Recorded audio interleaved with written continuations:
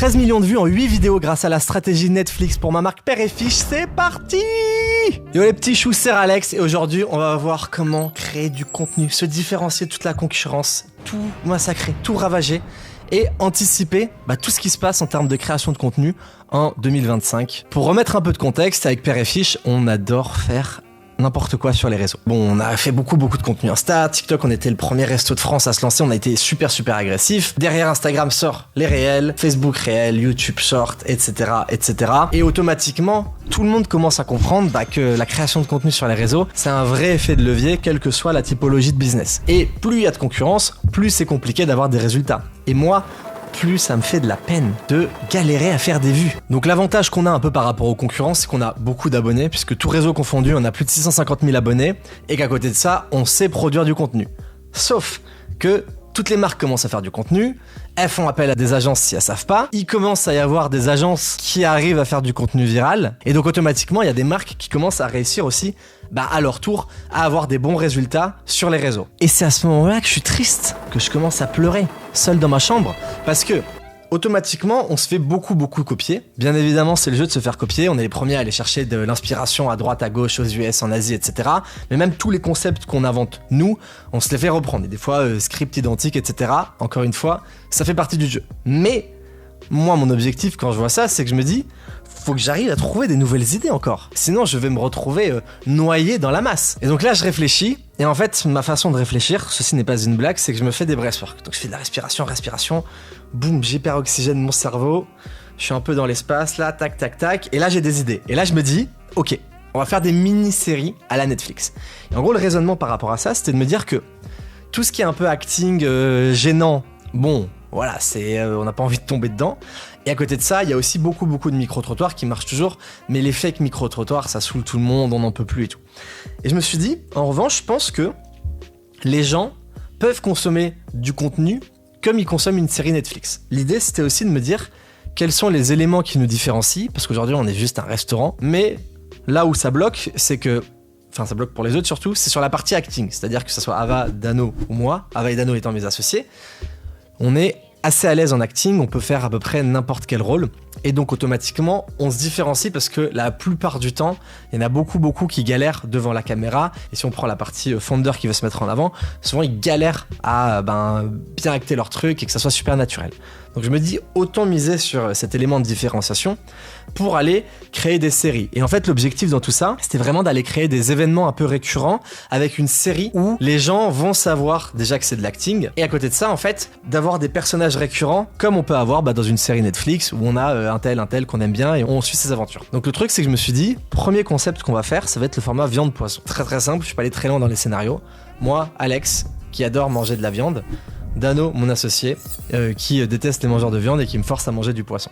Et le format récurrent, c'était un peu limite comme les Happy Tree Friends, là où il y a les petits écureuils mignons qui se faisaient éclater de tous les côtés là. Et moi je suis toujours le mec qui m'apprête à manger un burger de viande, où là je me dis, oh, ça va être incroyable. Et d'un coup, Dano arrive et me dit, qu'est-ce que tu fais là et tout. Et je dis, je mange un burger de viande. Boum, il kidnappe, et je suis là en mode, non, laissez-moi manger de la viande. Et au final, je me retrouve toujours à manger du poisson. Et en fait, on se retrouve dans un format récurrent où les gens, ils savent que c'est de l'acting, et à chaque fois, ils savent que je vais pas réussir à manger mon burger de viande, mais là où ça devient intéressant, c'est qu'à chaque fois, on vient innover dans nos scénarios. Comme quand on va voir un film américain au cinéma, tous les Marvel, etc., on sait très bien qu'à la fin, le gentil va gagner sur le méchant, mais on se demande toujours comment le gentil va gagner. Et ensuite, le deuxième format qu'on a mis en place, c'est le G-Fiche-GN. Remix du GIGN, qui est une brigade d'intervention spécialisée dans le kidnapping de mangeurs de viande. Donc ça, pareil, toujours le même format, une personne qui arrive, boum, micro, excuse-moi, plutôt viande ou poisson? La personne répond viande, comme à chaque fois malheureusement. Dano qui débarque, qui fait, les gars, kidnappez-les! Et on arrive en scout, boum, on kidnappe la personne et on lui fait manger du poisson. Donc ça, c'est un format récurrent de kidnapping, et on a d'autres idées qu'on va tester en série.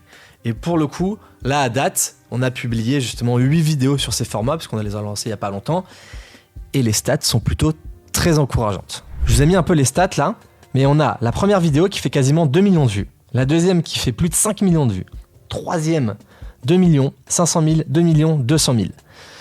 Sur le format viande-poisson, sur le GFIGN, on a 800 000 et 700 000.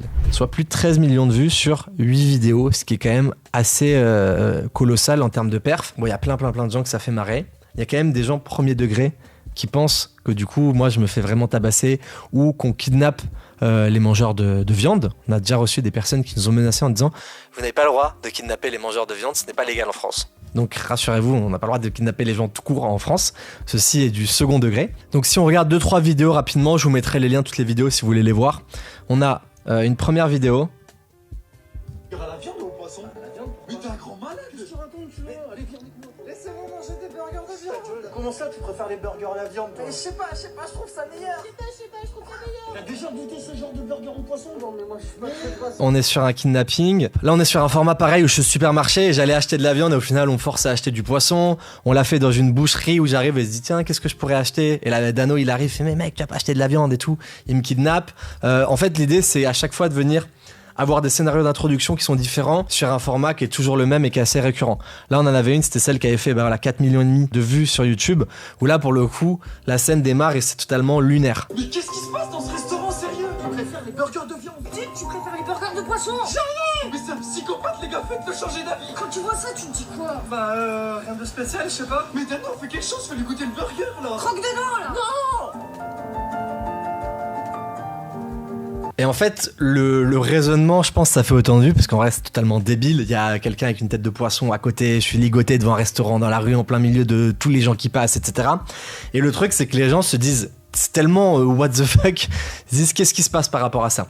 Et c'est là où, encore une fois, nous, notre jeu, c'est de venir capter l'attention de ces personnes, créer un premier lien où après ils se disent mais c'est qui ces malades mentaux là, boum, ils cliquent, ils voient la marque, ils voient d'autres contenus qui présentent le produit, le côté storytelling, etc.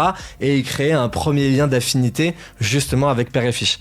Et la strat qu'on a en contenu organique, c'est justement comment on va pouvoir avoir énormément de visibilité pour après convertir les clients avec des vidéos de réponses aux commentaires qui vont aller recibler ces personnes, venir mettre en place des ads pour toutes les personnes qui ont interagi avec nous, qui sont à proximité du restaurant, etc. de façon à ce que quand ils arrivent dans le coin, déjà qu'ils connaissent la marque, mais de façon à ce que ils aient envie de venir naturellement, ou s'ils sont dans la zone autour du restaurant, boum, on les récupère parce qu'on a déjà eu des points de contact avec eux. C'est déjà une audience qui est déjà plutôt qualifiée, qui nous connaît et qui a déjà beaucoup consommé notre contenu. Comment tu peux faire pareil? C'est assez simple. Je pense que déjà, il y a un gros travail de benchmark à aller faire sur l'ensemble des comptes, que ce soit français, US, Asie. Il y a plein d'inspi de tous les côtés sur les réseaux. Prends aussi le temps de te poser avec si t'es créatif avec ton cerveau. Et moi, pour le coup, toutes les idées les plus débiles qu'on a, on les exécute. Et je pense que c'est hyper important d'exécuter rapidement. Parce que n'importe quoi, la création de marque, développement d'un business et la création de contenu, c'est toujours l'exécution qui prime sur la réflexion, c'est-à-dire comment on arrive à exécuter rapidement, parce qu'en exécutant rapidement, automatiquement, on a plus de retours d'expérience, on a plus de résultats, et à côté de ça, on voit ce qui fonctionne pas, et ça nous permet d'accélérer les leviers qui fonctionnent. Et je pense que si t'es assez à l'aise justement avec toute cette partie création de contenu, faut pas trop se prendre la tête et hésite pas à sortir des concepts vraiment un peu what the fuck, parce que nous, pour le coup, au plus on fait des trucs débiles, au plus les gens ça les fait marrer, et on voit même que sur des cibles B2B, des personnes qui veulent prendre une franchise Père et Fiche ou quoi que ce soit, ils sont totalement friands de ce type de contenu parce que en fait les enfants montrent ça à leurs parents, les parents ça les fait rigoler, etc.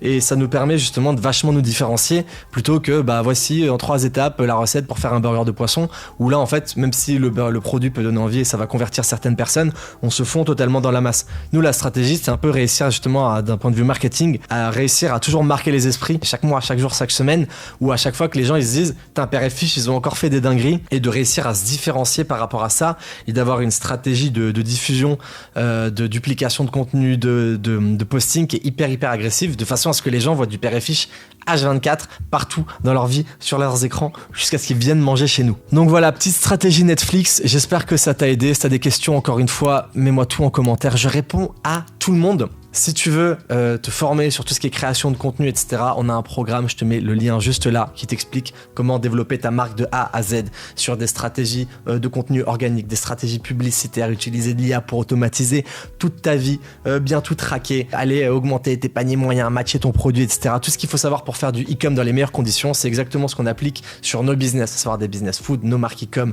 nos SaaS, tous les clients de notre agence, il y en a plus d'100 qu'on accompagne tous les jours. Donc c'est vraiment, on teste des trucs sur nos business sur nos clients. Dès qu'on voit que ça fonctionne, boum, on balance dans le programme de façon à ce que tu aies les stratégies du top 0,001%.